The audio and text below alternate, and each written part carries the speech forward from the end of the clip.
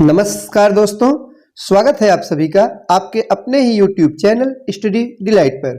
दोस्तों, UPPCS pre exam का test series चल रहा है और आज हम देखेंगे टेस्ट नंबर 15 को। तो आइए शुरुआत करते हैं आज के इस टेस्ट का। और पहला प्रश्न है कि यदि किसी कंपनी में नए कंप्यूटर लगाए जा रहे हैं और कुछ कर्मचारियों को कंप्यूटर का ज्ञान नहीं होने के कारण जॉब से निकाल दिया जाता है तो इसे किस प्रकार की बेरोजगारी कहा जाएगा। तो दोस्तों, ऑप्शन ए है प्रच्छन्न बेरोजगारी, बी संरचनात्मक बेरोजगारी, सी है छुपी हुई बेरोजगारी या डी घर्षण जनित बेरोजगारी। तो इस प्रश्न का जो सही जवाब होगा वो होगा ऑप्शन नंबर डी यानी घर्षण जनित बेरोजगारी। तो दोस्तों, जो घर्षण जनित बेरोजगारी है वो इस प्रकार बेरोजगार हुए लोग कंप्यूटर सीखकर दोबारा नौकरी कर सकते हैं, लेकिन जब तक वे कंप्यूटर नहीं सीख लेते तब तक तो बेरोजगार ही कहे जाएंगे। तो दोस्तों, बाजार की दशाओं में परिवर्तन होने से यानी कि जब बदलाव होता है तो उससे जो उत्पन्न बेरोजगारी होती है उसको कहते हैं घर्षणात्मक बेरोजगारी। तो सही जवाब होगा ऑप्शन नंबर डी। अगला प्रश्न है, वर्तमान समय में देश में किस प्रकार की बेरोजगारी की समस्या बहुत गंभीर समस्या बनी हुई है। तो एक गंभीर मुद्दा भी है दोस्तों वर्तमान समय में महंगाई, बेरोजगारी। तो इस प्रश्न में पूछा जा रहा है कि कौन सी बेरोजगारी है जो कि एक बहुत बड़ी गंभीर समस्या बनी हुई है। तो दोस्तों वो है शिक्षित बेरोजगारी। तो शिक्षित बेरोजगारी वर्तमान समय में एक बहुत बड़ी गंभीर समस्या बन गई है, क्योंकि दोस्तों वर्तमान समय में सबको रोजगार यानी कि नौकरी मिलना संभव नहीं है। जो भी नौकरी निकलती है उनकी संख्या कम होती है और शिक्षित पढ़े लिखे लोगों की संख्या बहुत अधिक है। तो इस प्रकार से वर्तमान समय में शिक्षित बेरोजगारों की संख्या बहुत अधिक है। आगे है, ऑपरेशन ग्रीन्स किसकी पहल है। तो दोस्तों, ऑपरेशन ग्रीन्स यह खाद्य प्रसंस्करण उद्योग मंत्रालय की पहल है। तो दोस्तों किसकी पहल है? खाद्य प्रसंस्करण उद्योग मंत्रालय।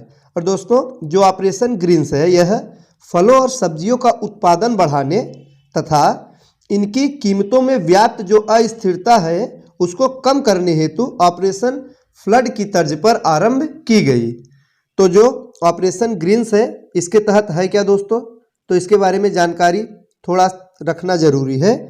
तो इसके तहत है कि जो फल और सब्जियां हैं उनका उत्पादन बढ़ाने के लिए जैसे कि ऑपरेशन फ्लड था उसी की तर्ज पर ऑपरेशन ग्रीन्स आरंभ की गई। और दोस्तों जो यह परियोजना है इसके आरंभ में मुख्य रूप से 3 सब्जियों यानी कि टमाटर, प्याज और आलू पर ध्यान केंद्रित करने का निर्णय लिया गया है। अगला प्रश्न है, भारत में खाद्य सुरक्षा और मानक अधिनियम कब पारित हुआ। ऑप्शन ए है 2005, बी है 2006, सी है 2008 या डी 2011 में। तो सही जवाब होगा ऑप्शन नंबर बी यानी कि 2006 में। भारत में खाद्य सुरक्षा और मानक अधिनियम 2006 में पारित हुआ। लेकिन दोस्तों अगर पूछा जाएगा लागू कब हुआ तो 2006 नहीं होगा बल्कि 2011। पारित तो 2006 में हो गया किंतु यह 2011 में लागू हुआ। और दोस्तों खाद्य सुरक्षा के अंतर्गत 3 आयामों खाद्यान्नों की पहुंच, उपलब्धता और उपयोग को शामिल किया जाता है। अगला प्रश्न है, भगवती समिति का गठन किससे संबंधित है।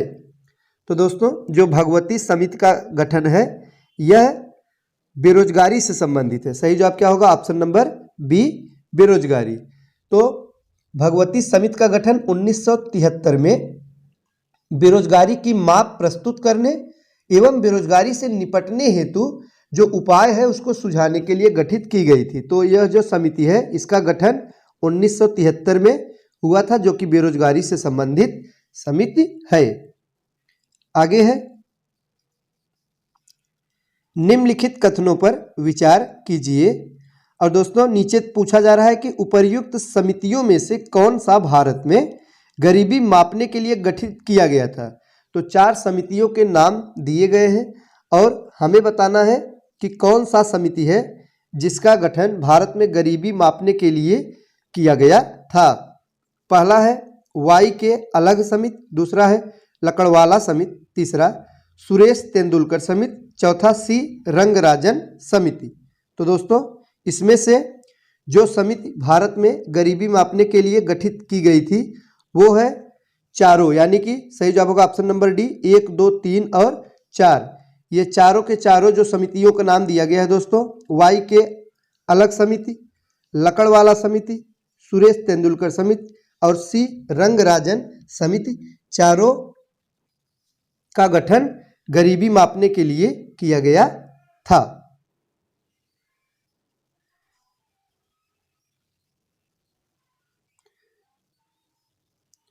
अगला प्रश्न है कि निम्नलिखित कथनों में से कौन सा कथन असत्य है यानी कि गलत है। तो आइए एक एक करके हम सभी कथन को पढ़ेंगे, फिर देखेंगे कौन सा सही कौन सा गलत है। ए है कि लॉरेंस वक्र आय में विषमता को दर्शाता है, यह कथन तो बिल्कुल सही है दोस्तों। आय में विषमता को लॉरेंस वक्र दर्शाता है, पहला सही है। दूसरा है कि गिनी गुणांक का अधिकतम मान 1 एवं न्यूनतम मान 0 होता है, तो यह भी बिल्कुल सही है। गिनी गुणांक का अधिकतम मान क्या होगा 1 और न्यूनतम मान 0 होता है। सी है कि तेंदुलकर समिति ने ग्रामीण एवं शहरी क्षेत्रों के लिए क्रमशः 2400 एवं 2100 कैलोरी प्रति व्यक्ति प्रतिदिन आवश्यक बताया। तो दोस्तों ये जो सी है ये बिल्कुल गलत है दोस्तों। तेंदुलकर समिति ने ग्रामीण एवं शहरी क्षेत्रों के लिए क्रमशः 27 रुपये एवं 33 रुपये प्रति व्यक्ति प्रतिदिन खर्च बताया था, तो ये जो दिया गया ये गलत हो जाएगा। इस प्रकार से इस प्रश्न का सही जवाब होगा ऑप्शन नंबर सी। अगला प्रश्न है general theory of employment interest and money, यह किसकी सुप्रसिद्ध पुस्तक है।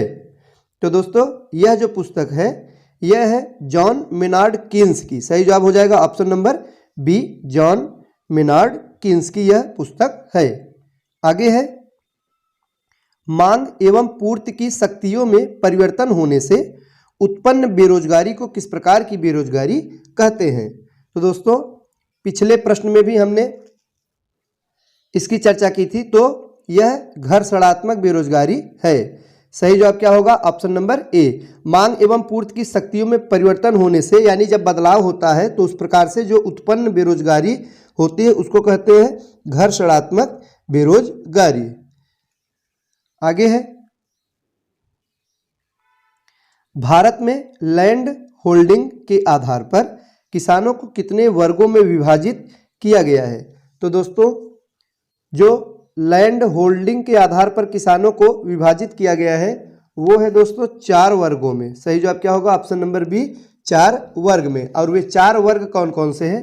पहला वर्ग है दोस्तों सीमांत कृषक यानी कि सीमांत किसान, और दोस्तों इस वर्ग में 1 हेक्टेयर से कम भूमि वाले किसानों को इसमें शामिल किया गया है। दूसरा है लघु कृषक यानी कि लघु किसान, इसमें 1 से 2 हेक्टेयर भूमि वाले किसानों को शामिल किया गया है।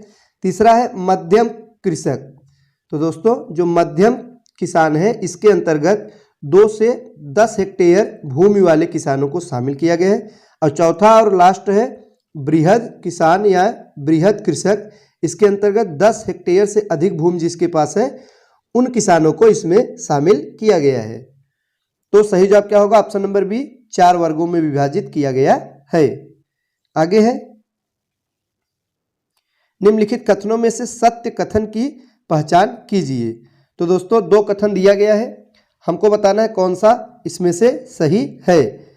तो पहला कथन है कि मृदा स्वास्थ्य कार्ड योजना वर्ष 2015 में संपूर्ण देश में प्रारंभ किया गया। तो दोस्तों यह कथन बिल्कुल सही है। 2015 में एक योजना लाई गई जिसे मृदा स्वास्थ्य कार्ड योजना कहते हैं, जो कि संपूर्ण देश में प्रारंभ किया गया, बिल्कुल सही है। और दूसरा कथन है कि जीरो बजट नेचुरल फार्मिंग कृषि की ऐसी प्रणाली है जिसे फसल को उत्पादित करने की लागत 0 होती है। तो यह ऐसी प्रणाली है जिसमें कि फसल को जो उत्पादन किया जाता है उसकी लागत शून्य होती है, यह कथन भी बिल्कुल सही है। तो इस प्रकार से इस प्रश्न का जो सही जवाब होगा वो होगा ऑप्शन नंबर सी, यानी कि 1 और 2 जो उपरोक्त दोनों कथन है दोस्तों, दोनों के दोनों बिल्कुल सही हैं। अगला प्रश्न है,